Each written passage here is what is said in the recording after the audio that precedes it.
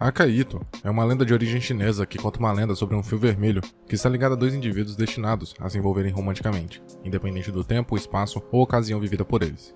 Esse fio é indestrutível e infindável, nunca se soltando dos dois, ainda que ele possa se enrolar simbolizando as dificuldades e obstáculos que os dois terão até o momento de seu inevitável encontro, sendo esse fio referente ao amor sincero e verdadeiro sentido por dois indivíduos que se amam. Your Name traz semelhanças com a lenda citada, em especial pela presença forte de fios e linhas vermelhas durante todo o longa, além da história em si se tratar de um romance improvável de dois indivíduos separados por inúmeros fatores. Mitsuha, uma garota de 17 anos, que mora na cidade simples de Itomori, acaba notando que misteriosamente está trocando de corpo com Taki, um garoto da mesma idade que mora na grande cidade de Tóquio.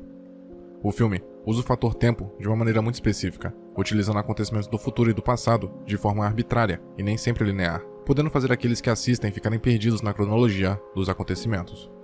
Isso não foi feito dessa forma à toa ou desleixada, já que o tempo se mostra um fator muito importante para a narrativa do filme e para as ações dos protagonistas, ficando estabelecido que ele não é rigidamente estabelecido como um ditador, mas é maleável e complacente, assim como o simples ato de tecer fios que vemos durante o longa. Ironicamente, o início do filme, na verdade, se passa no seu final, e ao mesmo tempo no passado, já que a história que vemos é de certa forma a recordação do que Mitsuha e Taki viveram, mas acabaram esquecendo à medida que envelheceram e pelos resultados das ações de ambos. Bem no começo da história, vemos Mitsuha e Taki acordando com uma sensação recorrente de que algo estava faltando, de que ambos estavam sempre procurando por algo sem ter a certeza do que era, ironicamente no exato dia em que seria dado a eles o que eles tanto sentiam falta, um ao outro. Após isso, vemos Taki acordando no corpo de Mitsuha, muito confuso pelas divergências da sua até então fisionomia, e logo em seguida já somos jogados no dia seguinte, acompanhando Mitsuha descobrindo que no dia anterior agiu de maneira muito estranha, já que, sem saber, Taki estava em seu corpo. Daí pra frente, a dinâmica dos efeitos da troca de corpos de ambos se inicia, descobrindo mais à frente superficialmente o que estava acontecendo com eles, estabelecendo regras para não quebrar o estilo de vida e as relações que eles mantinham.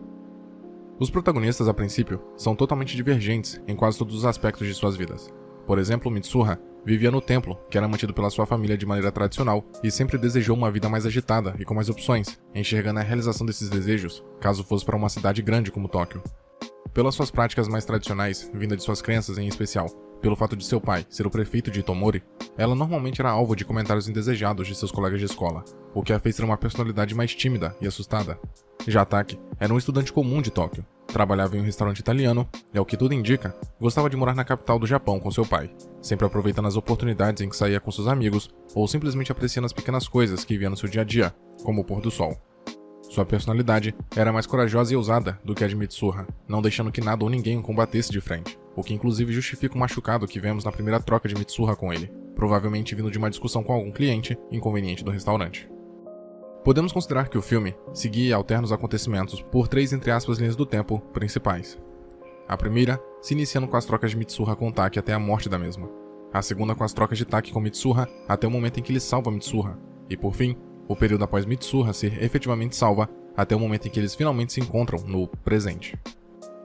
Mitsuha acaba desenvolvendo um grande afeto por Taki, à medida que ambos passam a se conhecer tanto na troca de corpos quanto pelas ações que um tinha na vida do outro durante esse fato,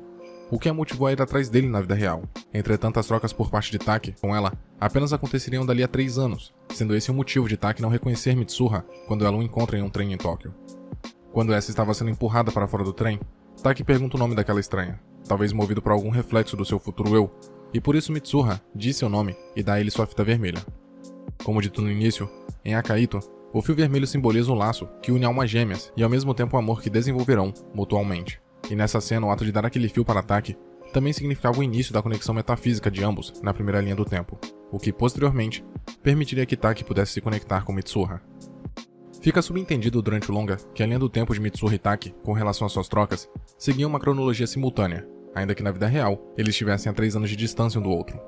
Ou seja, o que quer que acontecesse, seja com Taki no futuro ou Mitsuha no passado, afetaria ambos simultaneamente, independente da distância temporal deles.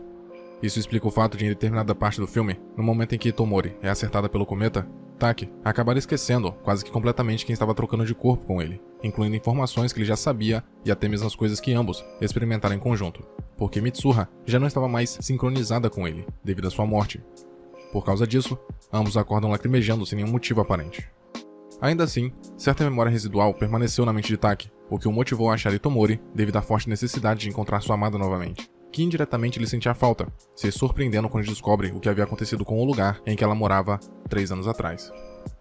Seguindo pela segunda linha do tempo, no momento em que Taki acha o templo em que Mitsuha deixou seu Kushikamizaki e bebe o líquido, ele se reconecta totalmente com sua amada, revivendo todas as memórias dela desde seu nascimento até sua morte, trocando de corpo com ela no fim, no início do dia em que o cometa cairia.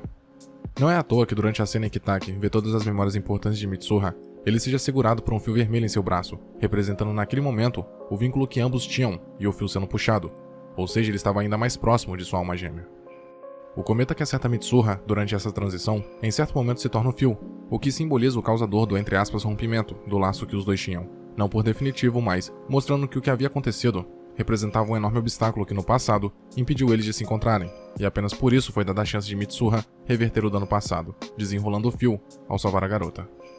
O ato de beber o Kushikamizaki permitiu que Taki voltasse ao dia em que Itomori foi destruída, já que bebendo o líquido, ele de uma forma análoga havia se tornado um com sua parceira, possibilitando que ele tomasse providências para evitar o máximo de dano possível a Itomori e em especial a vida de Mitsuha. Durante a troca de corpos, pelo ciclo ter de certa forma recomeçado, os protagonistas tiveram suas memórias recuperadas sobre os acontecimentos recentes que haviam esquecido, incluindo o nome de ambos, e Taki intuitivamente sabia que Mitsuha estaria em seu corpo no alto da montanha, apressando-se para encontrar a garota. Em determinada parte do filme, é dito que durante o crepúsculo é possível encontrar coisas não humanas, o que acaba sendo posto à prova já que nessa parte do filme, quando o sol se põe e a noite se inicia, Taki e Mitsuha conseguem se encontrar frente a frente em seus respectivos corpos e reconhecendo um ao outro. Não necessariamente Taki ou Mitsuha haviam se tornado algo além de humanos, mas pelas mudanças temporais causadas pelo primeiro, de certa forma Taki estava conversando com um reflexo de um passado que já não mais existia, e isso é especialmente simbolizado no ato de devolver a fita enrolada para Mitsuha, sendo esse o fim dos problemas que impossibilitaram o encontro deles na linha do tempo original. Por ser um reflexo de algo que já não mais existia, Mitsuha desaparece repentinamente, juntamente das memórias de ambos, de um sobre o outro, já que por permanecer viva no passado, não havia necessidade de Taki, no futuro, trocar de corpos e salvá-la, restando aos dois apenas se encontrarem para consolidar sua união e o sentimento de que algo estava faltando, algo que ambos não sabiam descrever. Para eles, a partir daquele momento, nada do que havia ocorrido ainda estava vívido na memória. Entretanto, o laço vermelho que os unia ainda atuava sobre eles, cada vez mais puxando um para o outro, até que finalmente se encontraram já adultos. De certa forma, o filme retrata a lenda de Akaito de um ponto de vista diferente, onde independente do tempo, espaço e condição, quando estamos entre aspas, destinados a nos relacionar com alguém único, isso irá acontecer. Durante o longa, vemos outros casais se descobrindo e aproximando-se, como por exemplo Tsukasa e Miki, que por conta da conexão com Taki, acabaram se conhecendo e se apaixonando. No fim do longa, a sensação de vazio que um fazia para o outro não havia amenizado com o passar dos anos, já que ainda que Mitsuha estivesse agora viva, eles ainda estavam separados fisicamente por conta de seus rumos na vida. Durante uma viagem cotidiana de trem, eles acabam reconhecendo mutuamente um ao outro como aquilo que fazia falta na vida deles, se encontrando em uma escadaria e finalmente eles puderam responder a simples pergunta que pairava durante boa parte da vida deles: qual é o seu nome? Muito obrigado por ter chegado até aqui. Imagino que de algum modo esse vídeo tenha sido interessante para você, e por isso peço que o curta e o compartilhe para ajudar a divulgar o conteúdo do canal. Se quiser ajudar e puder, claro, torne-se membro e confira os benefícios de cada nível de assinatura. Na tela tem mais vídeos que talvez possam te interessar. Até a próxima.